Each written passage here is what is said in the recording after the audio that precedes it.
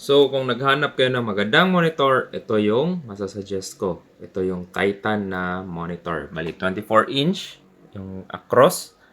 Then, maganda yung kulay niya. Then, hindi rin siya shiny. Alright, so maganda siya. Then, napakalinaw ng monitor na to.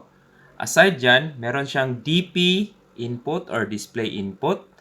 Tsaka HDMI. Tapos, sulit talaga kasi mura lang siya ngayon.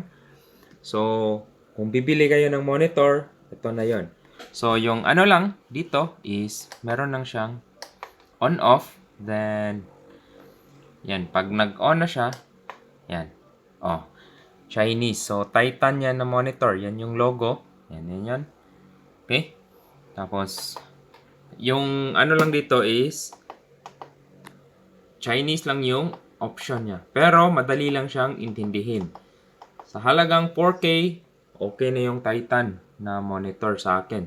Kasi naka 144 Hz na rin to. IPS yung panel. Napakaganda ng kulay. Maganda siya pang work from home or kung gusto nyong extend yung laptop nyo. So, yan. Ayos talaga tong monitor na to. Hindi ako nagsisisi kasi mura lang siya. Ayos. Thank you.